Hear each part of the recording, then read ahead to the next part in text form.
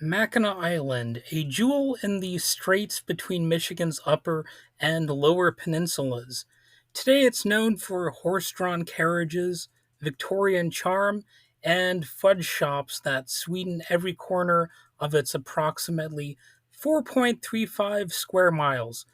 In fact, in honor of Mackinac Island, I'm going to have some Mackinac Island fudge ice cream after I record this episode. Just letting you know that. But behind the postcards and the nostalgia lies a chapter of history most visitors never heard about: the island's pivotal role in the War of 1812. And, when you think about Mackinac Island, you might think of soft waves or horse hooves on cobblestones, but it was also known as a location for warfare at one point.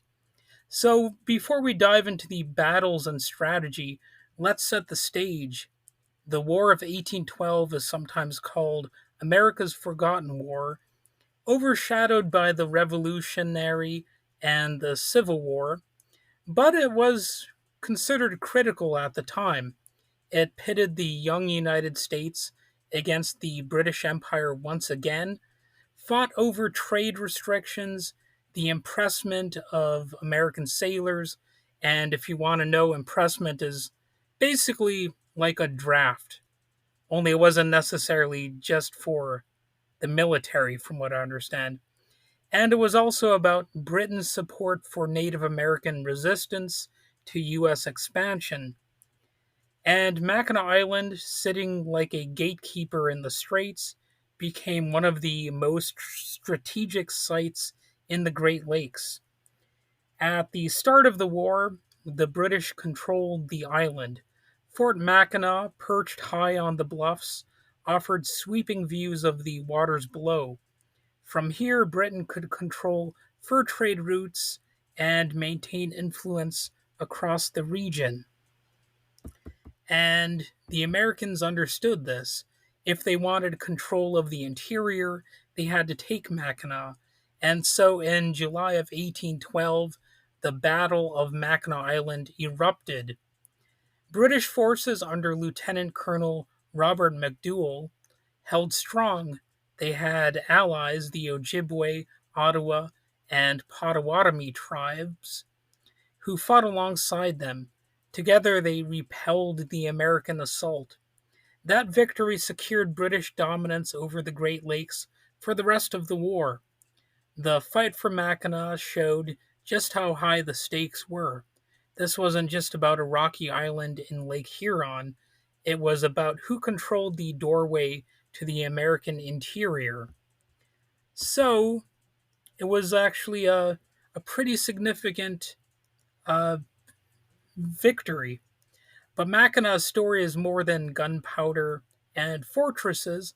For native nations, it was a meeting ground and a point of power.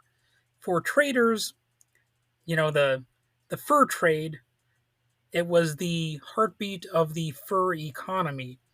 And after the war ended, the island slowly transformed. The fort fell silent, the soldiers left, and a new identity began to take shape. It was more about the bird calls and the soft breeze and just having a nice little island getaway. By the late 19th century, Mackinac was reinvented as a retreat. The Grand Hotel rose in all its Victorian splendor. Tourists arrived, ferried across the straits, trading cannon smoke for carriage rides, battle cries for bicycle bells. Today, 80% of the island is preserved as Mackinac Island State Park, once the nation's second national park, later given to Michigan for the benefit, enjoyment of the people, as the official excuse stated. Visitors can walk through restored Fort Mackinac, wander the wooded trails, or simply sit by the water and imagine what this place looked like when soldiers marched and canoes pulled up to shore. Now, I do want to travel there eventually again myself.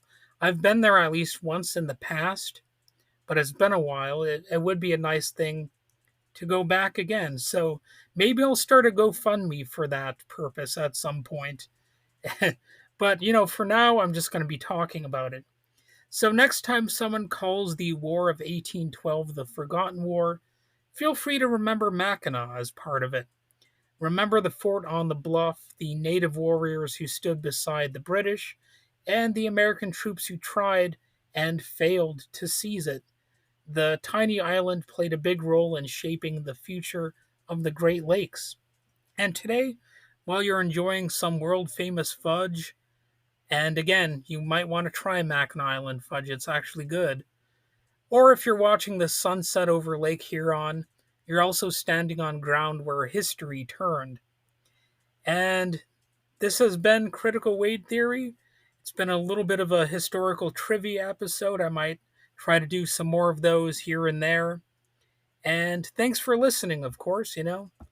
Like I said, go out and have some Mackinac Island fudge. And, you know, maybe you can find it in a store near you, or if not, you can special order it. It's some good stuff. Anyway, have a good day.